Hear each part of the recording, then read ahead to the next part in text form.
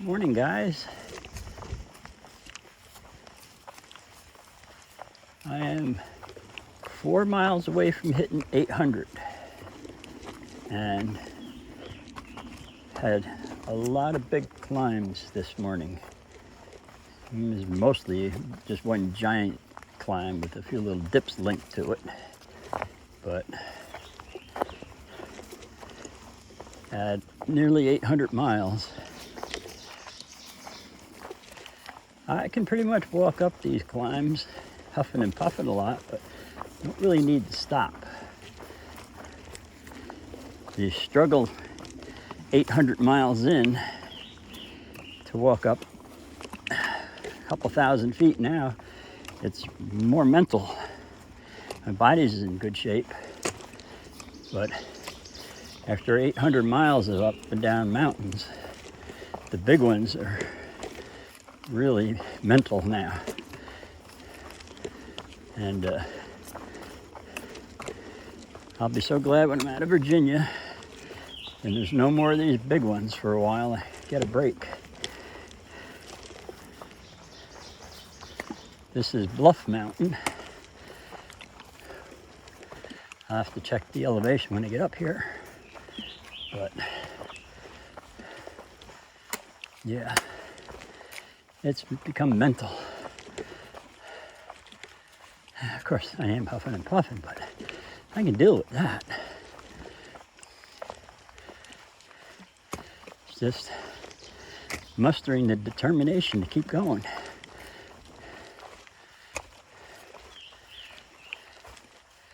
But I'm going to Katahdin, so I have no choice but to keep going.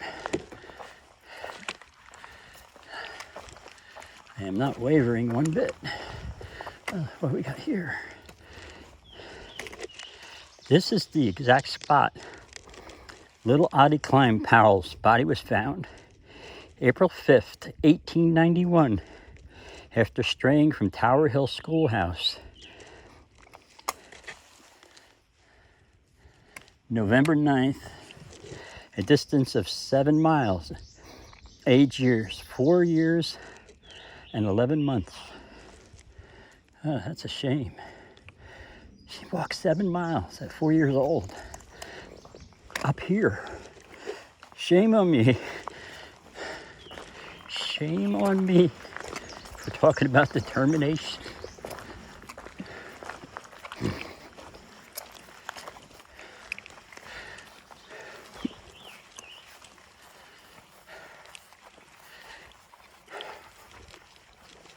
That really hit me.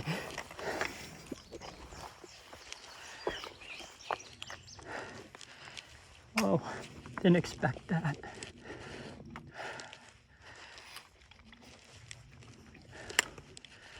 Ooh. Yeah, that really shook me.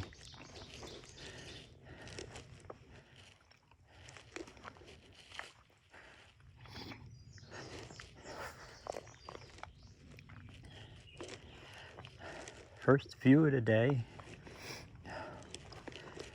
Oh.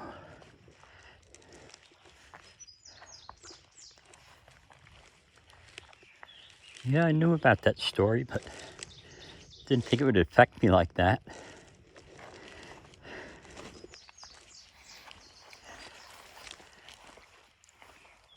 So, let me check the elevation and I'll get back to you.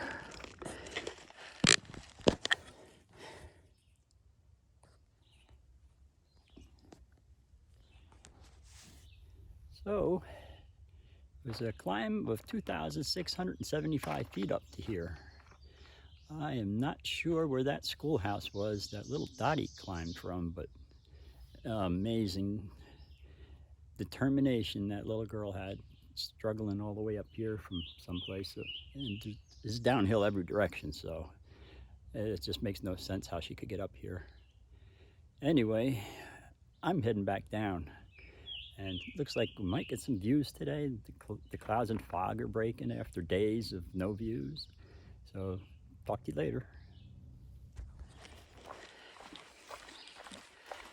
In regards to little Dottie, having passed away on top of Bluff Mountain, it was inconceivable to me that she could have hiked up the way that I came up. For the first reason is that the trail did not exist back in those days, so she would have had to bushwhack her way through all of the undergrowth, climb over all the rocks, and there were just some technically difficult places that somebody of that size would have really had a struggle to get over.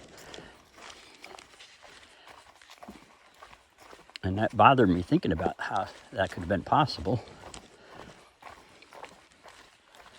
And when I started to follow the trail down the other side, I had probably my answer, because the trail on the other side was not that steep at all, and it followed an old abandoned Forest Service road. So it's very conceivable that she stumbled on that road and started following it, and followed it till it ended at the top of the mountain there, and possibly passed away from exposure to the elements. It's no less tragic than thinking that she struggled through the woods, but it wouldn't have probably been as bad a struggle for her to get up there. Still a sad, sad story though. And for someone that small to have actually gone 7 miles, even on a Forest Service road, is just amazing. That little girl had amazing determination to find her way out. It's just a sad, sad story that does not have a happy ending. Anyway, that's what I've been thinking about since I went over the mountain there. And I think if I have cell signal, maybe I'll look up and see if I can find some more history on that story. But for now, I have no cell signal, so I can't do any research on it. But that's all for now. Any minute now, I will be passing the 800 mark, 800 miles. And I'm on my way to Brown Fork Shelter, I think it is, which will give me slightly over 20 miles for today. I'm pushing hard. I want to get to Harper's Ferry within 2 weeks, and that's in West Virginia, and it's the symbolic halfway point. It's not the actual halfway point, but it's the symbolic point. That's the Appalachian Trail headquarters, and they will take my picture for the year 2022 and then add it to their collection of all the years worth of hikers that they have on file. And my wife's going to meet me there, so that'll be nice. It's been a while. Looking forward to seeing her, spending some time together.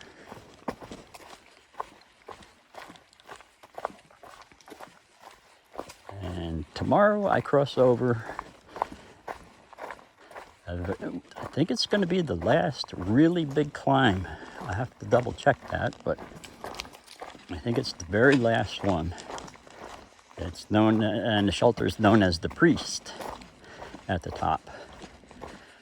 And in the logbook there, tradition has it that you confess some sins in the logbook. So that's what people do at the Priest.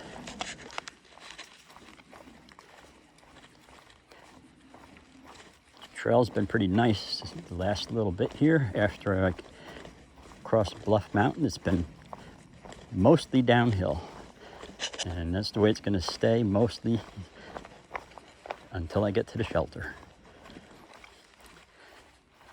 And I think from the shelter it just climbs all the way up to the top of the Priest, and that would be tomorrow's hike. And after that, I don't think there's anything that high anymore. No more 4,000 footers.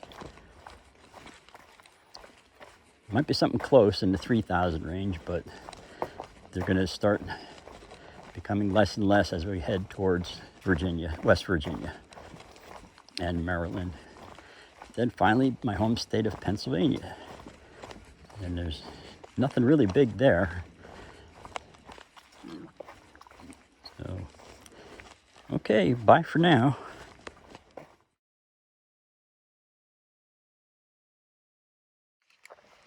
Coming up to a nice bridge. Look at this. Wow. Didn't spare any expenses making this one.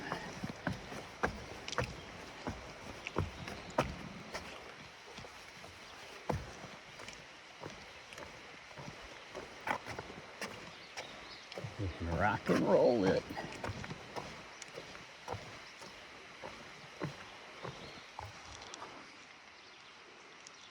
It's bouncing. That is cool. It's bouncing up and down. Feels good, actually. It's like massaging.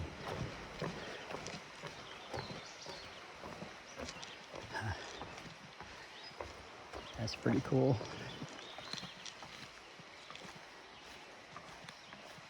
Almost to the shelter.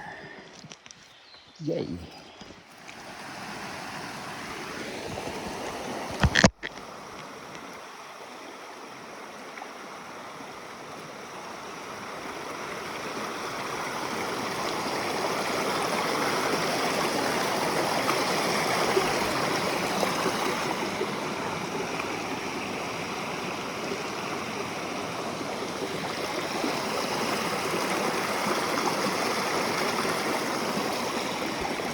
Nice little water crossing.